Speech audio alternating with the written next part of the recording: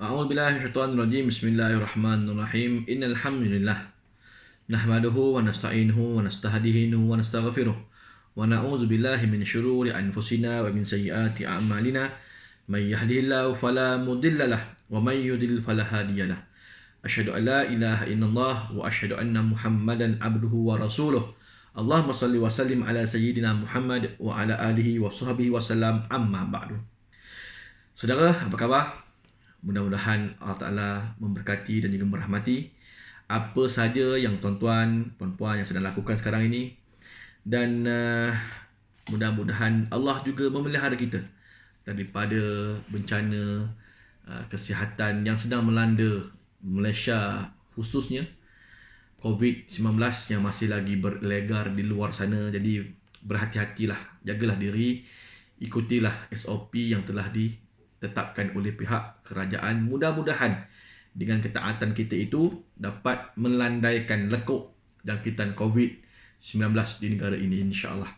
Baik, kita masih lagi berada dalam perbahasan kitab Asy-Syama'il Al-Muhammadiyah, iaitu keanggunanmu ya Rasulullah, membahaskan kisah-kisah yang dinukilkan daripada hadis Imam At-Tirmizi kepada semua yang ada pada Nabi secara khalqiyah dan khuluqiyah, iaitu apa yang ada pada jasad Nabi sallallahu alaihi wasallam dan juga sifat-sifat Nabi sallallahu alaihi wasallam. Dan Nabi itu apa yang perlu ada sifat pada dia. Jadi kita akan bincangkan satu persatu hadis, dan ini kita dah masuk episod yang seterusnya untuk kita membahaskan berkaitan dengan tahatam, iaitu tanda kenabian Rasulullah sallallahu alaihi wasallam. Nabi ni dia ada tanda. Hari itu kita dah menceritakan beberapa hadis berkaitan dengan tanda Nabi, yang ini sambungannya lah, insya-Allah. Ya. Baik, hadis yang ke-20. Bismillahirrahmanirrahim. Abu Zaid Amr bin Akhtab Al-Ansari berkata kepada Elba bin Ahmad, qala li Rasulullah sallallahu alaihi wasallam, ya Aba Zaid, udnu minni famsah zahri. Famasahtu zahrahu fawaqa'at asabi'i 'ala al-khatam. Qultu wa mal khatam? Qala sya'aratun mujtami'at. Rasulullah SAW pernah berkata kepadaku, wahai Abu Zaid, kemarilah dan usaplah belakang badan aku. Oh, Masya Allah. Kemuliaan, tuan-tuan, kepada sahabat-sahabat Nabi. Nabi suruh sahabat datang, tolong usap badan. Begitu mulia sekali Nabi SAW dan juga para sahabat yang bersama dengan baginda dapat menyentuh tubuh baginda yang mulia. Aku pun mengusap bahagian belakang badan Nabi SAW dan jari jemariku menyentuh tanda kenabian yang ada antara dua bahu Nabi. Elba bin Ahmar Al-Yasikuri bertanya kepada Abu Zaid, bagaimana bentuk tanda kenabian itu? Abu Zaid menjawab, gumpalan rambut. Macam ada gumpalan rambut, tanda di belakang Nabi. Pada hadis yang sebelum ni kita bicarakan hari itu, iaitu ada macam ketulan daging sikit. Yang ini hadis yang ke-20 menceritakan tentang ada macam gumpalan rambut di belakang badan Nabi sallallahu alaihi wasallam. Ini hadis yang direkodkan oleh Imam At-Tirmizi dan Imam Ahmad. Hadis ini bertaraf sahih, dilaporkan oleh Muhammad bin Bashar daripada Abu Asim, daripada Azrah bin Thabit, daripada Elba bin Ahmar Al-Yashkuri, daripada Abu Zaid Amr bin Akhtab Al-Ansari. Baik, hadis yang ke-21, Buraidah bin Al-Husayb berkata, Ja'a Sulaiman Al-Farisi ila Rasulillah sallallahu alaihi wasallam hina qadimal Madinah bima'idatin 'alaiha rutab fawada'aha baina yaday Rasulillah sallallahu alaihi wasallam faqala ya Salman ma hadha? Faqala sadaqatun 'alaik wa 'ala ashabik. Faqala irfa'ha fa inna la na'kulu sadaqah. Qala farafa'aha. Ketika Nabi SAW tiba di Madinah, Salman Al-Farisi datang membawa hidangan berisi kurma untuk Rasulullah SAW. Hidangan itu diletakkan di hadapan Nabi sallallahu alaihi wasallam. Salman Al-Farisi, tuan-tuan, siapa tak kenal Salman Al-Farisi, seorang yang memberikan cadangan dan idea untuk menggali parit dalam perang parit, perang Khandaq ataupun perang Ahzab. Itulah dia, namanya Salman Al-Farisi yang memberi cadangan. Sekarang ni makamnya ada di Palestin. Palestin. Jadi ada yang mengatakan itu hanya memorial saja, bukan makamnya di situ. Tapi tak apalah, kalau betul makamnya tak ada masalah pun, kan. Rasulullah SAW bertanya, "Wahai Salman, apakah ini?" Salman menjawab, "Ini sedekah untukmu dan sahabatmu." Kata Nabi SAW, "Angkatlah ia dari sini. Sesungguhnya kami tidak boleh makan barang yang bersifat sedekah." Bermakna Nabi tak menerima sedekah, tuan-tuan. Nabi tak menerima sedekah. Salman pun membawa hidangan itu pergi dari situ. Faja'a al-ghada bimisli fawada'ahu baina yaday Rasulillah sallallahu alaihi wasallam. Faqal, "Ma hadha ya Salman?" Faqal, "Hadiyatun lak." Faqala Rasulullah sallallahu alaihi wasallam li ashabihi, "Ubsutu." Summa nazara ila al-khatami ala zahri Rasulillah sallallahu alaihi wasallam. Fa'amana bih wa kana lil yahud fashtarahu Rasulullah sallallahu alaihi wasallam bi kaza wa kaza dirhaman ala ayyaghrisa lahum nakhla atau nakhila. Keesokan harinya, Salman Al-Farisi datang lagi membawa makanan yang sama. Baginda meletakkan makanan itu di hadapan Rasulullah SAW. Kata Nabi SAW bertanya, "Apakah ini wahai Salman?" Salman berkata, "Ini adalah hadiah untukmu." Rasulullah SAW berkata kepada para sahabat, "Hidangkanlah." Pada waktu itu Salman terlihat dan memerhatikan tanda kenabian di belakang badan Nabi, iaitu di antara pundak bahagian sebelah atas. Kan, di bahagian pundak ni, bahagian belakang tengkuk ni lah, kan. Dengan itu Salman menyatakan keimanannya kepada Rasulullah SAW. Sebelum itu Salman adalah hamba milik seorang Yahudi.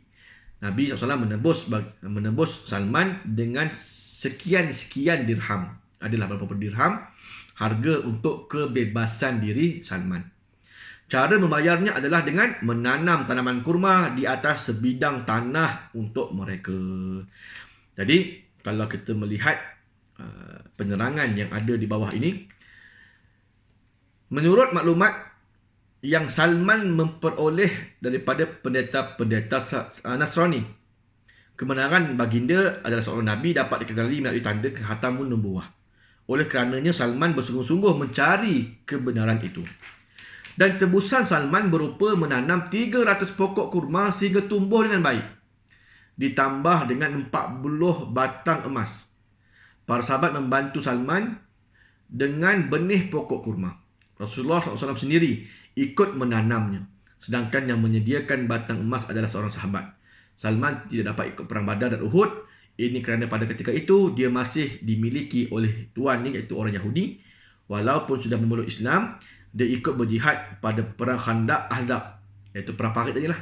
Kan yang dia cadangkan, kalau kami di Parsi, kami gali parit kalau perang di sana. Dia ikut berjihad pada perang Khandaq, dia yang mengusulkan tadi untuk menggali parit. Jadi antara harga kebebasan diri Salman adalah Yahudi itu minta, "Muhammad, kalau kau nak Salman ini bebas, aku nak kau tanamkan di kebun aku 300 pokok kurma." Dia punya syarat-syaratnya, kan. Syarat-syarat untuk kebebasan ketika itu. Dia tahu Nabi ni barakah, kan. Tangan Nabi yang tolong galikan, Nabi yang tolong tanamkan, barakah. Sebab itu dia tak nak orang lain yang tolong tanam. Dia nak Nabi Muhammad sendiri yang tanam 300 pokok kurma. Sehingga ke hari ini, tuan-tuan, masih ada lagi kurma-kurma yang ditanam oleh Nabi sallallahu alaihi wasallam bertumbuh baik, berkembang biak dengan baik. Sekarang ni kebun-kebun tersebut dah jadi milik umat Islam. Faya'mala Salman fihi hatta yut'im. Farasa Rasulullah sallallahu alaihi wasallam an-nakhil atau an-nakhla illa nakhlatan wahidah gharasaha Umar. Fahamalat an-nakhlu min 'amiha wa lam tahmil nakhlatun minhu nakhlatu Umar. Faqala Rasulullah sallallahu alaihi wasallam, ma sya'nu hadhihi nakhlah? Faqala Umar, ya Rasulullah, ana gharastuha. Fanaza'aha Rasulullah sallallahu alaihi wasallam fagharasaha fahamalat min amiha. Salman perlu bekerja di situ sehinggalah pokok-pokok kurma itu berbuah. Rasulullah SAW sendiri yang membantu Salman menanam pokok-pokok kurma itu, kecuali satu batang pokok yang ditanam oleh Umar. Semua tanaman kurma itu berbuah pada tahun yang sama. Namun, ada sebatang pokok yang tidak berbuah. Rasulullah bertanya, mengapakah dengan tanaman kurma yang satu ini? Umar menjawab, wahai Rasulullah, sayalah yang tanamnya. Rasulullah SAW mencabut pokok kurma itu, lalu menanam yang semula. Akhirnya pokok itu berbuah pada tahun yang sama juga. Ini yang kata amanah Nabi kan. Dia nak bebaskan Salman. Nabi sendiri nak bebaskan Salman Al-Farisi daripada Yahudi. Yahudi aku nak kau wahai Muhammad tanam 300 pokok. 299 punya pokok Nabi tanam. Satu pokok Umar tanam. Tengok-tengok tak berbuah yang Umar tanam. Kan? Nak jadikan cerita kan. 299 pokok lagi berbuah. Satu pokok pula tak berbuah. Nabi tanya, apa hal pokok ni? Umar kata, akulah tanam pokok dekat sini kan. Mungkin je lah. Wallah alam lah. Mungkin ini antara menunjukkan amanah Nabi. Maka bila Nabi kata setuju untuk tanam 300 pokok, maka Nabi sendiri kena buat, bukan orang lain. Maka cabut pokok kurma yang Umar tanam, Nabi bersih-bersihkan, Nabi tanam balik. Elok pula berbuah pada tahun yang sama. Allah. Bayang tuan-tuan, tangan Nabi yang barakah yang menanam pokok itu. Sehingga ke hari ini masih lagi. Jadi tuan-tuan kalau pergi Madinah, jangan lupa pergi ladang kurma Salman Al-Farisi. Ada nama kan, ladang kurma. Untuk tempat di mana Nabi tanam tadi lah kan. Jadi hadis ini dirakwatkan oleh Imam At-Tirmizi dan Imam Ahmad. Hadis ini bertaraf hasan, dilaporkan oleh Abu Ammar Husain bin Huraith Al-Khuzai daripada Ali bin Husain bin Waqid daripada Abdullah bin Buraidah yang bersumber daripada bapanya iaitu Buraidah bin Al-Husayb. Baik. Hadis yang ke-22. Abu Nadrah Al-Awaqi berkata, Sa'altu Aba Sa'id Al-Khudri an خاتم رسول الله صلى الله عليه وسلم يعني خاتم النبوة فقال كان في ظهره بدعة ناسزة. Aku bertanya kepada Abu Sa'id Al-Khudri perihal tanda Nabi, iaitu tanda kenabian. Abu Sa'id Al-Khudri menjawab, tanda kenabian ada di bahagian belakang badan Nabi SAW berupa daging yang timbul. Hadis diriwayatkan oleh Imam At-Tirmizi dan Imam Ahmad.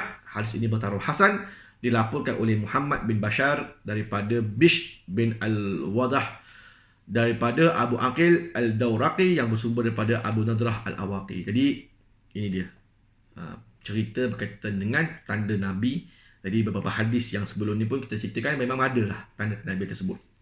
Hadis yang ke-23 yang terakhir dalam bab ini, Abdullah bin Sajis berkata, Ataitu Rasulullah sallallahu alaihi wasallam wa huwa fi unasin aw nasin min ashabihi fadurtu hakaza min khalfi fa'arafa alladhi uridu fa'alqa ar-rida'a an zahri fara'aitu mawdi'al khatami ala katifai misla al-jum'i hawlaha khilan ka'annaha salil faraja'tu hatta istaqbaltu faqultu ghafarallahu laka ya Rasulullah faqala walak faqala al-qaum istaghfara laka Rasulullah sallallahu alaihi wasallam faqala na'am walakum summa tala hadhihi al-ayah wastaghfir li zanbika walil mu'minina wal mu'minat.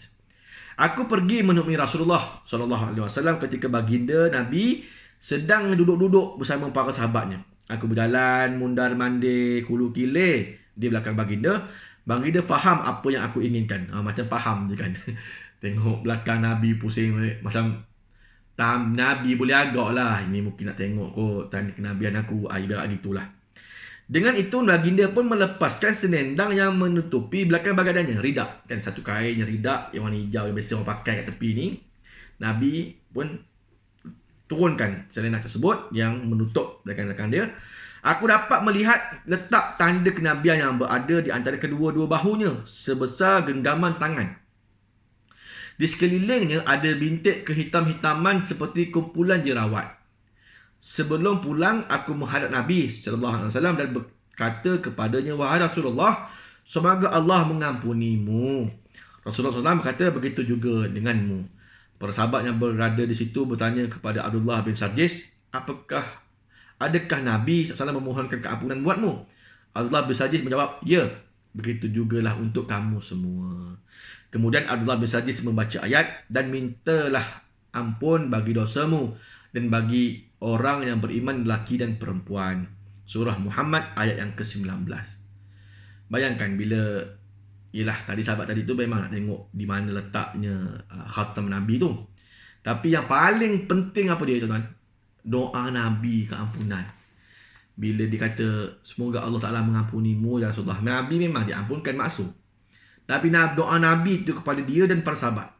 Begitu jugalah keampunan buatmu dan juga para sahabat. Allah Akbar. Kalau kita lah tuan-tuan, didoakan oleh Nabi SAW, semoga Allah Ta'ala mengampunkanmu, wahai Saifullah, dan ahli keluargamu. Oh, kalau adalah begitu Nabi ucapkan keampunan untuk kita tuan-tuan, insya-Allah selamat dunia akhirat. Itulah istimewanya Nabi SAW. Jadi mudah-mudahan kita semua diampunkan oleh Allah Subhanahu Wa Taala. Amin.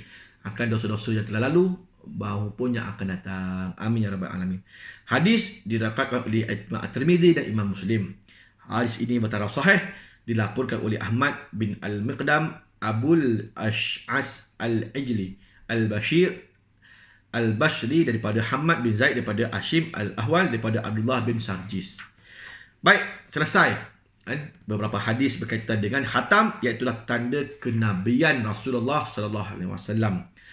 Insya-Allah kesempatan yang akan datang kita akan masuk bab yang ketiga, iaitu bab majaa fi sya'ri Rasulullah sallallahu alaihi wasallam, iaitu bab yang datang dalam menyatakan rambut Rasulullah sallallahu alaihi wasallam. Macam mana bentuk rambut Nabi? Kalau hadis-hadis sebelum ni, rambut Nabi ada cerita pasal rambut Nabi bukan kerinting, panjang, ikal dan sebagainya. Maka kita nak tengok hadis yang secara tepat menceritakan tentang rambut Nabi sallallahu alaihi wasallam, insya-Allah pada kesempatan yang akan datang. Insya-Allah pada tuan-tuan yang masih lagi baru jumpa channel ini, jangan lupa untuk subscribe channel saya dan insya-Allah boleh follow episod demi episod tentang Asyama'il Al-Muhammadiyah ini. Mudah-mudahan mendapat barakah dan juga syafaat oleh Nabi sallallahu alaihi wasallam. Aku qouli hadza wa astaghfirullahal azim li wa lakum. Assalamualaikum warahmatullahi taala wabarakatuh. Wallahu a'lam.